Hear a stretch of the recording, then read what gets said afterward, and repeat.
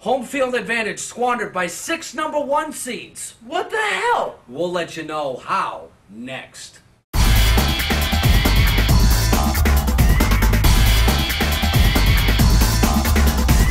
Ladies and gentlemen, we're back for another episode of Out of Bounds. I'm Rebel, here's Aviator. Last week we talked about the SEC Baseball Tournament, which we saw a surprise team winning. That was the Mississippi State Bulldogs. This week we're talking about the NCAA Baseball Tournament regional round, and again, we saw those surprises. Yes, we did. The regionals, they were fun to watch, and hey, now that most of them are concluded, I have noticed, and you said there were some surprises, but a lot of what I'm looking at here, there are a lot of 1 seeds.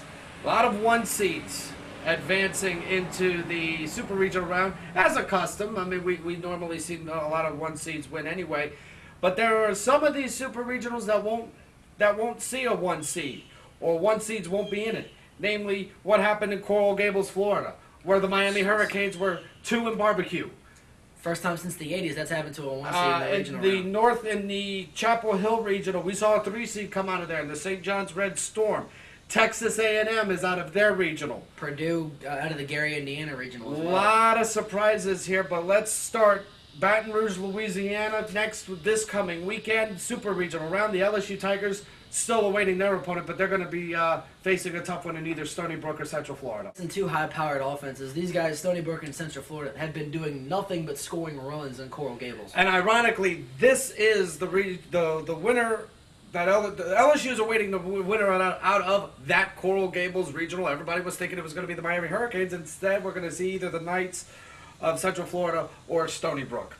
Columbia, South Carolina. South Carolina kind of had their work cut out for them because Clemson was in their regional. Coastal Carolina was in their regional. Manhattan was in their regional. Clemson was the team that truly gave them fits, but they came out of it, and they're still awaiting a winner. Absolutely. It's always tough when you have to face an in-state rival, and South Carolina had to do that. They're awaiting the winner out of the Charlottesville, Virginia regional, which, again, this is another 1 seed that is no longer in the tournament. The Virginia Cavaliers. That's true. I mean, they won their first game against Army. Army not known for their baseball program, but then Virginia just comes and loses a heartbreaker to App State. App State's not a bad baseball team. They took 2 out of 3 from LSU. And then Virginia had to try to stave off elimination against the Sooners of Oklahoma. Just couldn't do it. Lost a 1-run game yesterday afternoon. And now we're going to see Oklahoma or Appalachian State. They will play a doubleheader today should it be necessary to. They didn't play at all last night. Okay, Eugene, Oregon is the site of the next Super Regional. That one already set. Oregon taking on Kent State, the winner out of the Gary, Indiana Regional. It's one of 3 out of the 8 Super Regionals that these teams already know who they're going to be playing, so they can start looking at all these scouting reports. Everybody else is going to be spectating for one more night. Kent State was involved in that 21-inning marathon against Kentucky on the first day of the Gary, Indiana Regional, and really was in all likelihood out of gas, but they found a way to keep going, and they did it. They took care of Kentucky, and then they took care of Purdue on the night after playing in 21 innings. So they're on a little bit of a hot streak. So that's going to be an interesting one out there in the upper Pacific Northwest. Gainesville, Florida. The Florida Gators, who is the #1 national seed in this entire tournament, taking on the winner of the Commodores of Vanderbilt or the North Carolina State Wolfpack. Either matchup is going to be great. I'm actually looking forward to a Florida Vandy rematch from earlier in the season. That'd be a great rematch. Both of those teams know each other really well. Vanderbilt took care of UNC Wilmington and then beat NC State. And then NC State avoided elimination by taking care of Sacred Heart and then UNC Wilmington yesterday. And then they avoided elimination again last night by taking care of Vanderbilt 6-5, and now they play tonight. Winner take all. Winner goes to Gainesville. You can imagine Florida will be sticking tight to their television sets for that one. In Los Angeles, the UCLA Bruins taking care of business in their own regional. They await the winner of Texas Christian and Ole Miss. I'm looking forward to the end of that one because your Ole Miss Rebels are trying to take care of the Horned Frogs tonight. My Rebels took care of TCU on Friday, then took care of Texas A&M on Saturday, had all day to rest, and then fell flat yesterday against the Horned Frogs. Well, and sadly, that's the game of baseball. And again, another winner-take-all situation for both the Rebels and TCU. One of those teams will have a long way to travel going out to Westwood to take on the Bruins of UCLA. Yes, they will. Looking at the next regional, folks, we're going to Tallahassee, Florida. Florida State ran through their regional, and as the 1 seed, they took care of Mississippi State. They took care of UAB in the first game, won 2-1. Then got rid of Samford. Sorry about that. Samford in game 2, and then easily in the regional final took care of Samford. And so they blazed through theirs, and they know who they'll be playing. They're playing the Stanford Cardinal, the winner from the Palo Alto regional out in California. Stanford's got a long way to go. What's surprising about the Tallahassee regional is here's the SEC champion Mississippi State Bulldogs. They get sent out to Tallahassee. They lose to Samford 5-0. They get blanked. They're on a hot streak. They're one of the hottest teams in college baseball right now. They get blanked. Okay, hit a roadblock. Yeah, hit a roadblock. Then they stayed off elimination, taking care of the Blazers of the University of Alabama, Birmingham, and then they have to face Samford again, and again, Samford taking care of Mississippi State. So the SEC tournament champion Mississippi State Bulldogs, they're headed back to Starkville. Like you said, that's the game of baseball. I mean, you can do everything right and lose. You can do everything wrong and still win. It's just one bounce of the ball can ruin your season. Now going back out to Palo Alto, let's look and see what happened here. Stanford took care of Fresno State. Then they took care of Pepperdine. They're waiting in the wings to see what happens, who they'll be facing. They end up facing Pepperdine, who stayed off elimination by beating Fresno State yesterday afternoon. Then they come back, and again, that's the problem with having to play a doubleheader with an elimination game coming first, and then you don't have a long time to break. You got about maybe an hour or two break before you got to play again.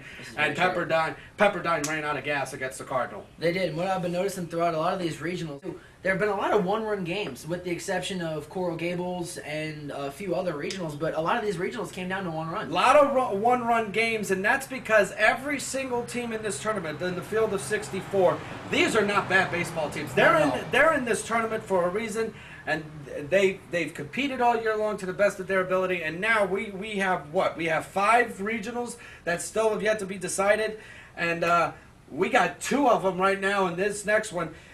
It's either the Super Regional next week is either going to be in Waco, Texas, or Fayetteville, Arkansas. Baylor has to play Dallas Baptist, the 2 seed out of the Waco Regional. The winner of that one will face the Arkansas Razorbacks. We don't know where this one's going to be, is because if Dallas Baptist wins, this one's going out to Fayetteville. If Baylor wins, they're staying home.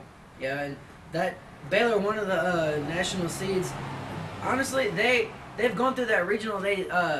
They lost the opening game of the regional to Oral Roberts, and then came back, beat University of Texas at Arlington, then beat Oral Roberts again, and beat Dallas Baptist in the game yesterday. So their deciding game is today. Baylor at 47-15, one of these top 8 national seeds, in a winner-take-all situation again against Dallas Baptist. Dallas Baptist went 41-18 during the course of the season. This is not a bad baseball team, and they're giving the Baylor Bears all they can handle. They can, and Dallas Baptist, like Wonder just said, they're no slouch. In the first game they played in the regional against UT Arlington, they beat UT Arlington 10-0, and then in game 2 against Oral Roberts, beat Oral Roberts 11-8. So this team knows how to score runs. This could be a sleeper team. I wouldn't want to play Dallas Baptist right now. If I'm the Arkansas Razorbacks, you probably want to take on the Baylor Bears. You don't want to take on Dallas Baptist. Who knows about Dallas Baptist? But Dallas Baptist. This is true. Or UT Arlington, as they found out the hard way. Mm-hmm. These super regionals start. Some start Friday, some start Saturday, as is customary in the NCAA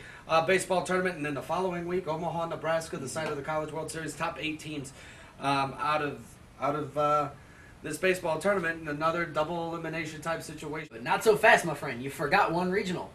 The Tucson, Arizona regional. We almost forgot about the Tucson, Arizona regional. Sorry to all you Wildcat fans out there. We apologize to the people that may be watching out in Tucson, Arizona. Your Arizona Wildcat took care of business last night, putting up 16 runs against the Louisville Cardinals, thrashing the Ville 16-3. They'll be taking on St. John's, who came out of that Chapel Hill regional as a 3 seed.